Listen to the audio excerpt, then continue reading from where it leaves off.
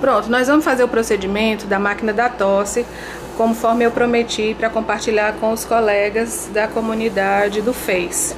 A gente sempre percebe que meu pai está precisando da máquina da tosse, a gente escuta uma zoadinha na subcânula, aqui na traqueia. Não sei se está dando para perceber essa zoadinha. Quando a gente percebe essa zoadinha, a gente sabe que está na hora de fazer a máquina da tosse. Então a gente vai contar com a ajuda da Silvana e a gente vai contar com a ajuda da Ana Célia, que hoje é a técnica responsável. Antes delas começarem, eu sempre faz de dois. Os parâmetros da máquina da tosse foram colocados pela fisioterapeuta. Nós estamos usando o modo automático. Mas quando vem os profissionais da fisioterapia, geralmente eles preferem fazer no manual, porque eles podem manipular melhor. Para não haver nenhum problema, nenhuma dificuldade, nós escrevemos os números que devem estar sempre que a máquina da tosse for feita.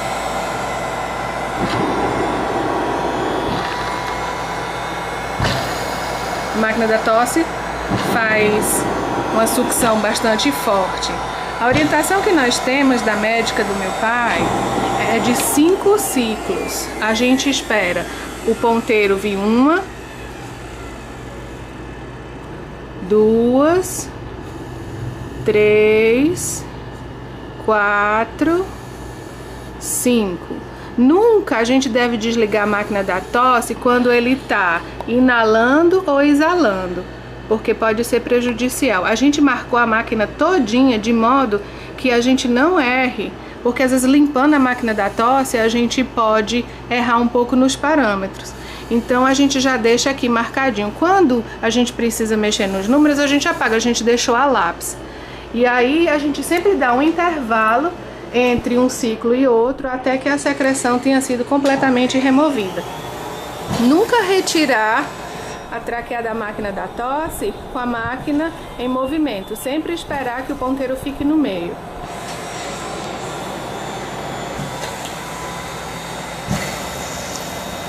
Para fazer o procedimento da máquina da tosse, é importante que as pessoas que vão fazer, os técnicos, estejam com luva.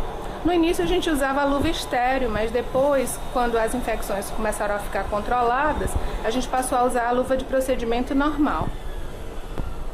Ou se a pessoa não tiver condição de usar a luva, com a mão bem higienizada.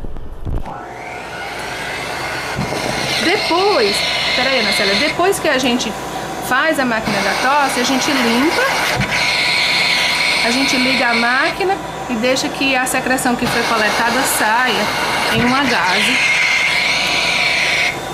Depois, essa partezinha aqui, ela é retirada para esterilizar. Vocês veem que aqui dentro a gente está vendo uma secreção aqui. Às vezes a secreção é mínima, mas é o suficiente para dificultar a respiração.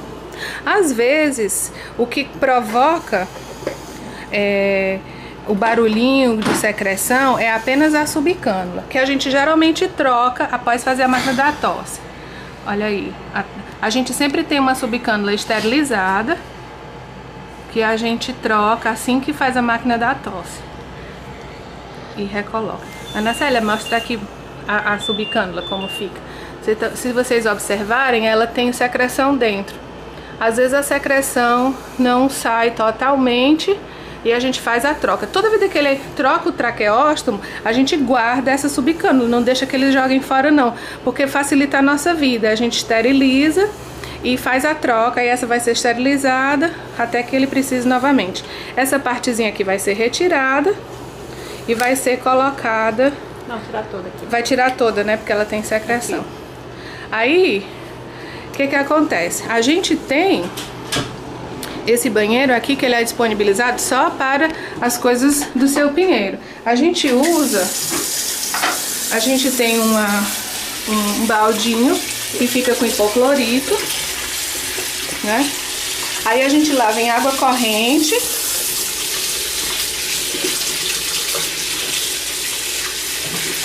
E depois que é lavado com bastante água corrente, a gente coloca nesse baldinho aqui que tem hipoclorito. A água do baldinho é trocada 3 vezes por dia, ele sempre fica tapado. E aqui no banheiro, onde as técnicas fazem os procedimentos, a gente tem uma divisória, a gente tem uma chaleira elétrica para ferver a água que a gente precisa para banhá-lo ou qualquer outra coisa. A gente separa toalha para as mãos e do lado de cá, aqui de baixo, toalha para lavar os acessórios, para que a gente tenta controlar o máximo possível a questão da infecção. Minha mãe organiza tudo, porque como são muitas pessoas entrando e saindo, a gente precisa de fato organizar tudo, porque muita gente acaba sendo mais difícil para organizar tudo. E quando se faz a máquina da tosse, ele fica respirando melhor, fica mais calmo. A gente tem aqui as instruções para aspiração de traqueia e boca.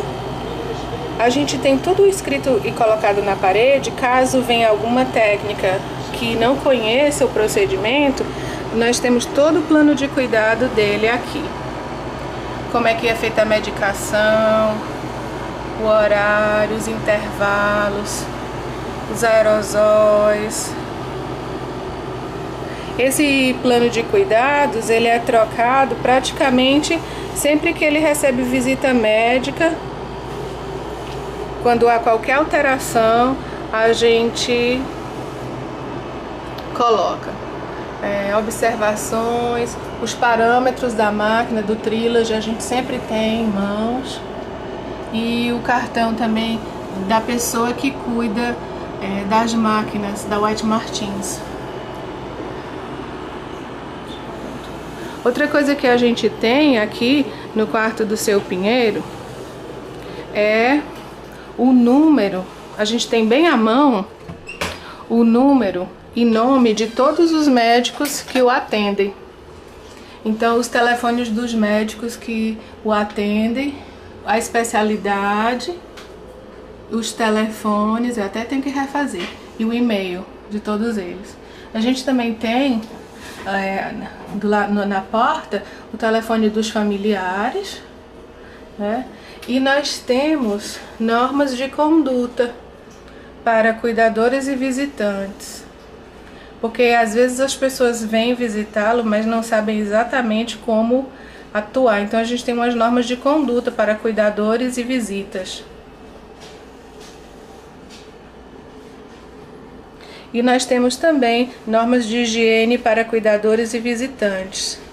Assim que a pessoa chega, a gente já vai logo dando um pouco de álcool para que a pessoa possa higienizar as mãos. A gente também tem aqui, caso a ambulância seja solicitada, aquelas instruções que a gente recebeu da Abrela, o que é que o meu pai pode receber, não. Então nós atualizamos o papelzinho e já colocamos o número da carteirinha dele na Unimed e quem é o médico pneumologista intensivista, porque na hora de algum aperreio, a gente lá lembra onde é que guardou tudo isso, então a gente já tem aqui tudo em mãos. Assim que a pessoa vai chegando no quarto dele, álcool para antes de se aproximar e conversar com o seu Pinheiro. Espero que esse vídeo possa ter sido útil, que nós tenhamos podido contribuir com as famílias que ainda não começaram a usar a máquina da tosse, a Cough Assist, mas que porventura possam necessitar usá-las.